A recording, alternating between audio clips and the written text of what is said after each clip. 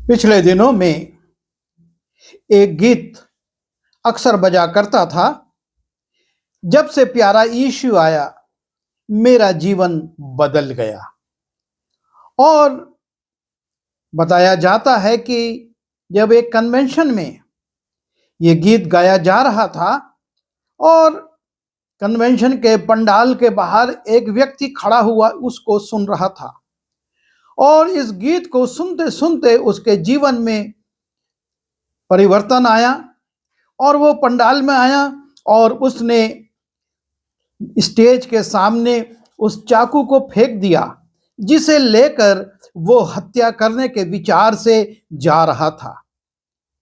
जब प्रभु यीशु मसीह जीवन में आता है तो जीवन पूरी तरह से बदल जाता है। ये बहुत आवश्यक है कि हमारे जीवन में जब यीशु मसीह आया है तो उसमें पूरी तरह से परिवर्तन आए। हमारे जीवन में बदलाव आना अति आवश्यक है। एक गीत और हम लोग बचपन से गाते और सुनते आए हैं, भेष बदला क्या हुआ दिल का बदलना चाहिए, एक दो बातें नहीं सब कुछ बदलना चाहिए।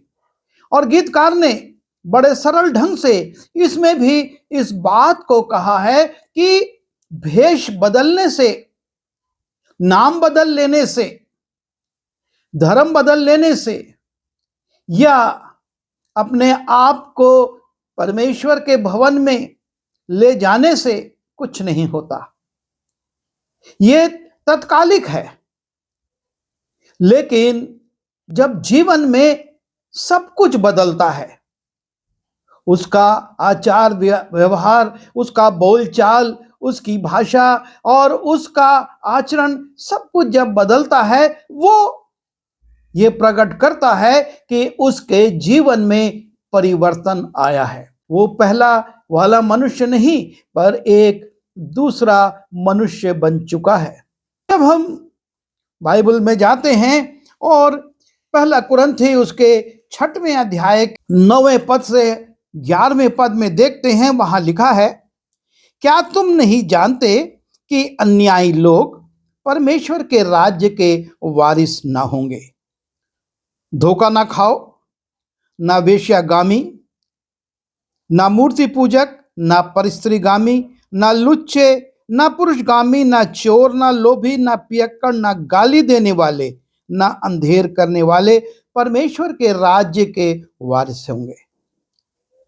और तुम में से कितने ऐसे ही थे, परंतु तुम प्रभु यीशु मसीह के नाम से और हमारे परमेश्वर के आत्मा से धोए गए और पवित्र हुए और धर्मी ठहरे। वो तमाम निर्बलताएं जो संसार के लोगों में थी, हमारे जीवन में भी थी। हम उनसे अलग नहीं थे, बहुत सारी कमजोरियां हमारे जीवन में थी, लेकिन जब हम यीशु मसीह के नाम से और परमेश्वर के आत्मा के द्वारा धोए गए, पवित्र किए गए, और तब हम धर्मी ठहरे, तब हमारे जीवन में पूरी तरह से परिवर्तन हो गया और हम उस पहले मनुष्य से बदलकर एक नए मनुष्य बन गए। हमारा आचरण, व्यवहार, बोलचाल, भाषा सब कुछ परिवर्तित हो गई।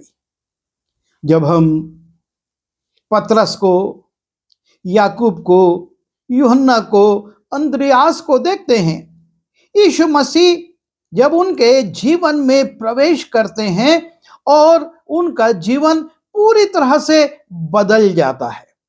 वो जो मछुआरे थे और रात रात भर झील के ऊपर अपना समय व्यतीत करते थे मछली पकड़ने के लिए, अब वो जमीन पर गांव गांव, नगर नगर घूम रहे हैं यीशु मसीह के साथ और वचन प्रचार कर रहे हैं, सामर्थ के काम कर रहे हैं। वो जो रात रात भर जागते थे मछलियों के लिए, अब दिन दिन भर लोगों को वचन सुनाने और सामर्थ्य के काम करने में व्यतीत करते हैं। और उनके इस परिवर्तन से लोगों को आश्चर्य हुआ। प्रेरितों के काम उसके 4 अध्याय के 13 पद, जब उन्होंने पतरस और यूहन्ना का हियाव देखा और ये जाना कि ये अनपढ़ और साधारण मनुष्य हैं, तो अचंभा किया। जब उनको ये मालूम हुआ कि ये जो मंदिर में खड़े होकर इतने हियाव के साथ साक्षी दे रहे हैं, लोगों को बता रहे हैं, यीशु मसीह का प्रचार कर रहे हैं, ये साधारण लोग हैं, अनपढ़ लोग हैं, तो वो अचंभे में पड़ गए। और लिखा है, फिर उनको पहचाना कि ये यीशु के साथ रहे हैं। उन्होंने उसके बाद जब उनके साहस को देखा, उनके जीवन में इस प्रकार की हिम्मत को और प्रचार को देखा, तब ये जाना कि ये यीशु के साथ रहे हैं। उनके जीवन में वो पुराना मछुआरापन का गुण समाप्त हो गया और वो सामर्थ के साथ प्रभु यीशु मसीह की साक्षी देने लगे। उनका जीवन पूरी तरह से परिवर्तित हो गया। लूका रचित सुसमाचार उसके 19वें अध्याय के 8वें पद को देखते हैं, वहां पर जक्कई का उल्लेख है। यीशु मसीह उससे कहते हैं, हे जक्कई, मुझको आज तेरे घर में रहना अवश्य है। और तब बड़े आनंद के साथ जक्कई यीशु मसीह को अपने घर ले जा रहा है। बहुत से याजक, महायाजक, पुरनीय शास्त्री ये उम्मीद करते थे कि यीशु मसीह बड़े लोगों के, प्रतिष्ठित लोगों के, समाज में ऊंचा स्थान रखने वाले लोगों के यहां जाकर रुकेंगे, पर यीशु मसीह एक चुंगी लेने वाले से कहते हैं, मुझको आज तेरे घर में रहना अवश्य है। जो समाज का एक बहिष्कृत व्यक्ति था, क्योंकि वो रोम राज्य के लिए काम करते थे और इसलिए यहूदी उनसे घृणा करते थे। और ऐसे व्यक्ति के जीवन में जब यीशु मसीह प्रवेश करते हैं, तो वो कहता है, हे प्रभु, देख, मैं अपनी आधी संपत्ति कंगालों में बांट देता हूं और जिस किसी से अन्याय करके ले लिया है उसको 4 गुना लौटा देता हूं।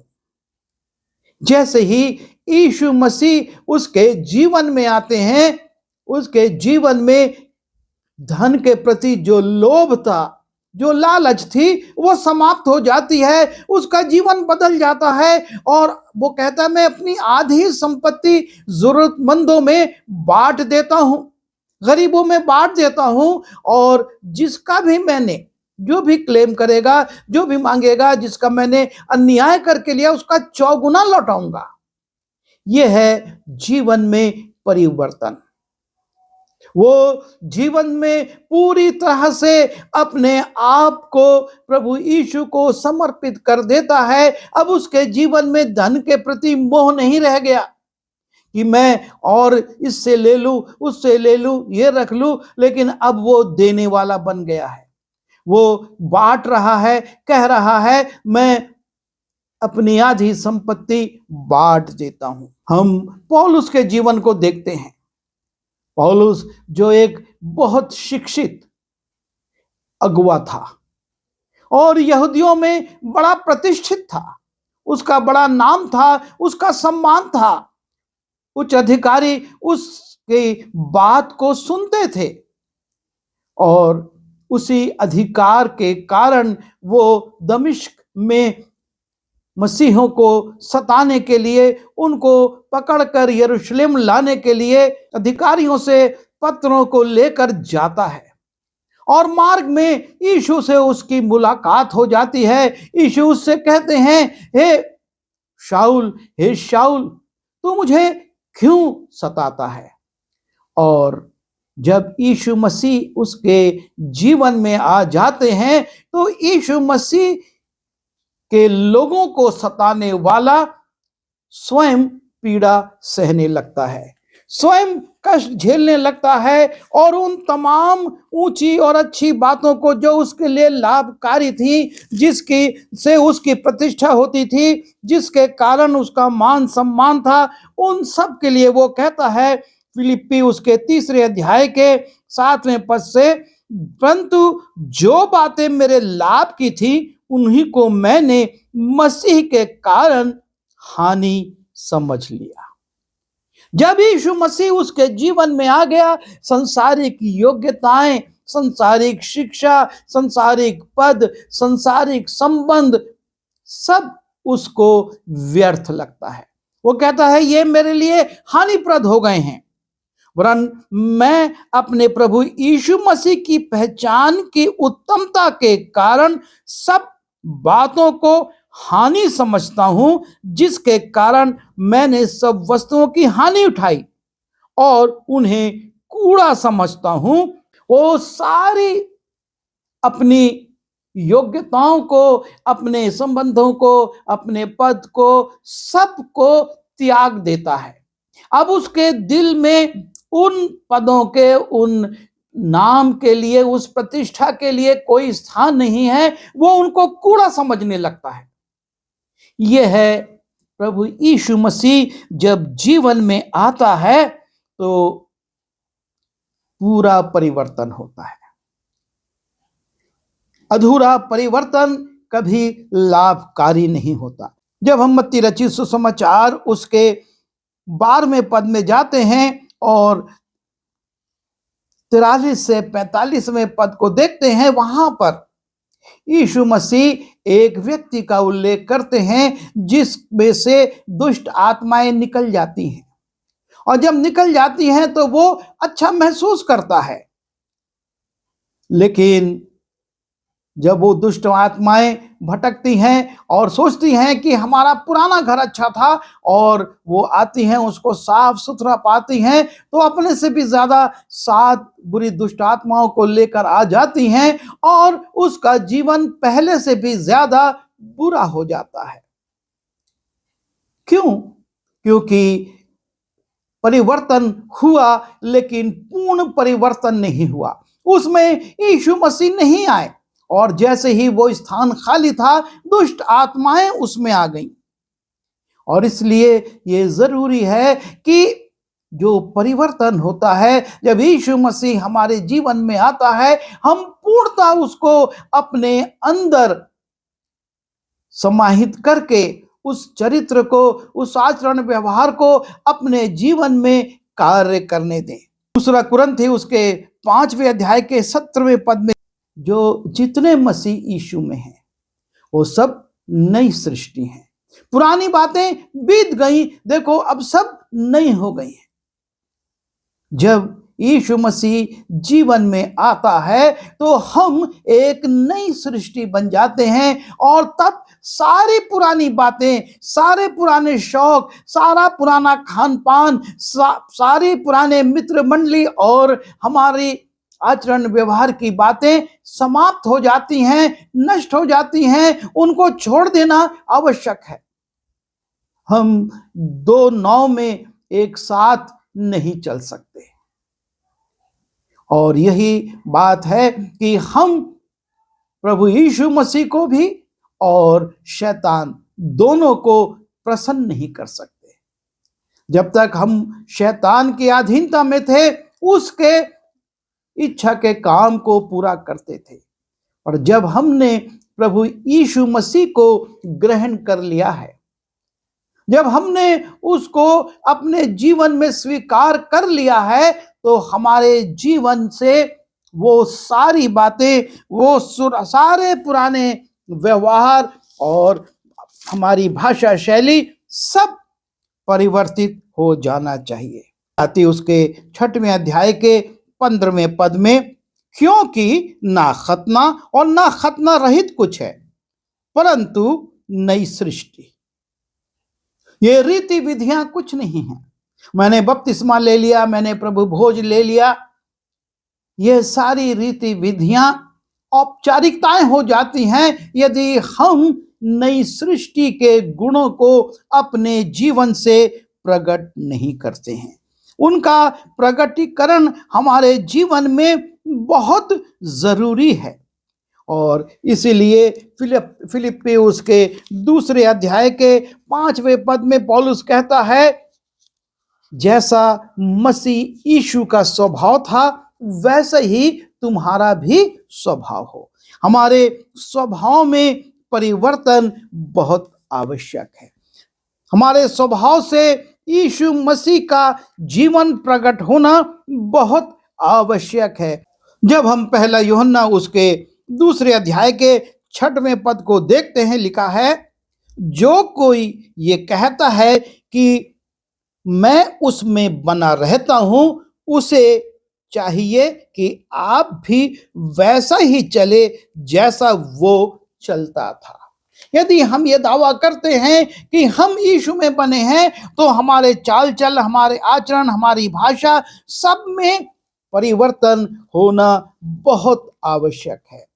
अन्यथा हम अधूरे परिवर्तन में पड़े हुए हैं। हम संसार को प्रसन्न करने की कोशिश करते हैं और भूल जाते हैं कि परमेश्वर हमको जीवन के हर पक्ष में देखता है। जब हम प्रेरितों का काम उसके 11वें अध्याय के 26वें पद में जाते हैं, वहां बरनबास पौलुस को लेकर आता है ताकि वो वहां पर सेवा करे। और पौलुस और बरनबास और अन्य चेले वहां पर 1 वर्ष तक सेवा करते हैं। और जब वो 1 वर्ष तक सेवा कर चुकते हैं, तब लिखा है, और जब उससे मिला तो उसे अंताकिया में लाया। और ऐसा हुआ कि वे 1 वर्ष तक कलीसिया के साथ मिलते और बहुत लोगों को उपदेश देते रहे। और चेले सबसे पहले अंताकिया में मसीही कहलाए। चेलों को मसीह होने का खिताब उनको धर्म परिवर्तन के कारण नहीं, अपना नाम परिवर्तन करने के कारण नहीं, लेकिन अंताकिया के लोगों ने उनके चाल चलन, उनके आचरण, उनके व्यवहार को देखकर उनको कहा कि ये मसीह हैं। और इसलिए ये जरूरी है, हमारे जीवन में यीशु आया है, हमारा जीवन बदल जाए। जब से वो हमारे जीवन में आया है, हमारे जीवन में परिवर्तन आवश्यक है। और जैसा कि दूसरा गीत हम विचार कर रहे थे, 1-2 बातें नहीं पर सब कुछ बदलना चाहिए। हमारे जीवन के हर पक्ष, हर पहलू में परिवर्तन आवश्यक है, जिसे लोग देखकर ये कहें कि हाँ, ये यीशु के साथ हैं, यीशु के साथ रहे हैं, यीशु के साथ चल रहा था, उसके जीवन में परिवर्तन आ गया।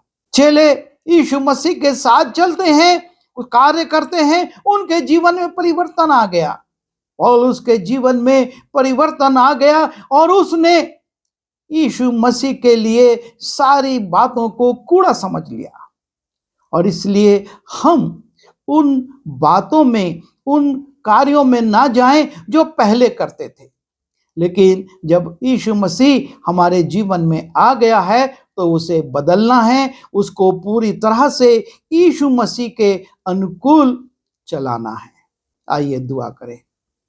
प्रभु जी, हम एक बार फिर अपने आप को आपके चरणों पर समर्पित करते हैं। हमने आपको अपना प्रभु करके ग्रहण किया है और अब हमारे जीवन से प्रभु हर संसारिकता की बात अलग हो जाए। हम अपने जीवन से आपके स्वभाव को, आपके चाल चलन को, आपकी भाषा को, आपके तरस को प्रकट करने वाले हों और हमको देखकर लोग कहें कि ये मसीह हैं। प्रभु, हम सब की सहायता करिए ताकि हम अपने जीवन से, अपने आचरण व्यवहार से आपको प्रकट करें। विनती यीशु के नाम से मांगते हैं, आमीन।